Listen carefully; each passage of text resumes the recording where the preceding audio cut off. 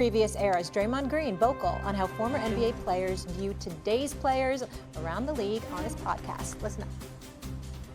People say you must respect each era, but the past eras don't respect this era.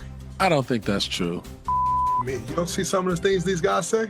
The respect from the old is really, do the young dudes with us? Do they know who we are? That's why you get a lot of hate from the older generation, because they just want to be kept alive. One era always think that the other era is sorry until you leave the game and have an appreciation for the talent that you had to play against. I disagree in the fact that, no, like these eras don't respect us. Like I've seen several guys talk over and over and over again, not in a positive light. I don't think that respect is passed down to us from the other generations, but I think people are quick to say, oh, you got to respect them because they came before. I don't agree with that.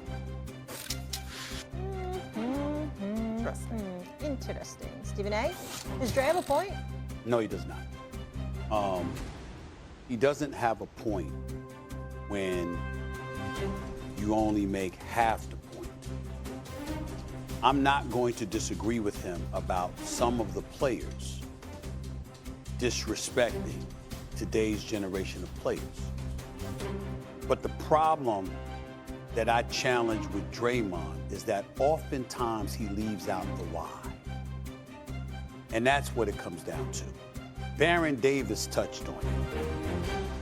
You have cats that were predecessors that paved the way for you to be able to do what you do. I'm not talking basketball, Eminem and Doggy. I'm talking off the court. I'm talking the collective bargaining negotiations. I'm talking arguing with the league. I'm talking fending off the media when it wasn't podcast and everybody couldn't have a voice, and a level of scrutiny that you had to maneuver through in order to get to the point that these guys ultimately got to, where you're getting paid generational wealth. Then you got your money, and it's like, yeah, we it. And hell with all of these guys. They want to celebrate we ain't down with that. A lot of the guys, the old school guys, do feel disrespected by the modern day player. Some of them are excessive. Some of them are highly insensitive to today's generation of players, and they may exaggerate or embellish feeling levels of disrespect that don't actually exist, but some of it is valid. And so when you look at it from that standpoint, you got to take into account where it's coming from. Chandler Parsons said this when he was talking about Giannis's game, and he took the quotes from Draymond and all of a sudden elaborated a little bit more extensively. He talked about, do I think it could possibly make a run at Wilt's record or have over 100? He was talking about Giannis. I think they would arrest him if they saw Giannis in the 70s and did what he did against those guys. It's a whole different level of athleticism, resources, medical advances, etc. Those players think about those things, the old school guys. They think about the advantages that these guys have, something as simple as travel. You understand how you could travel first class, how you could travel chartered jets, how you don't have to have a second job in order to make money, or they think about all these things. And they're like, you have any idea what we went through to have to perform? And you just want to ignore all of that when it comes to us?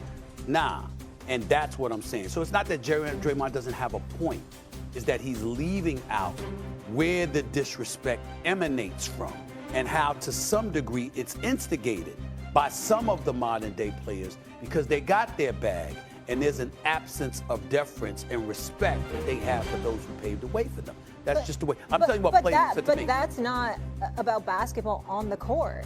Well, what happens, it is. But Draymond's talking about they're disrespected as like players on the court. All these other factors that you're bringing up have nothing to do with playing on the court. That is patently false. Stephen A., and their play and their talent. Yes, maybe it's a little bit of an advantage, but why should they be disrespected for things that they can't even control? Well, first of all, nobody should be disrespected. That's not what we're saying. What we're saying is because of the conditions under which they're playing, which facilitates them being able to focus on their game, players who came before them that didn't have that luxury feel resentment towards them because of it. So the subject is not about basketball. The subject is about a lack of respect. In other words, you don't see guys saying they can't play. You see guys saying, please, if I had those conditions, this is what I would be. That's what they're trying to say. And sometimes that's interpreted as disrespect because you're not taking all of those other things into consideration. What if they had those conditions in the past? They wouldn't rise up and overcome them as well and be stars? We're talking about But I'm saying it should go both ways. Okay, I tried. I'm telling you what the players are saying. Okay. What I'm saying to you is that they're bringing old school guys. When they're talking about respect or lack thereof, they're bringing up those things. And those players are interpreting it as disrespect. They're not saying the guys can't play. They're saying if we had the luxuries that they have today, measure us the same way.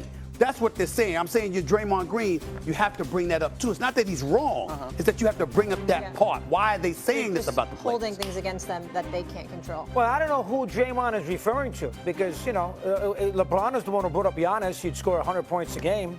JJ sat with me forever and called the players that Kuzi played with plumbers and firemen and knocked them constantly about they didn't play against anybody.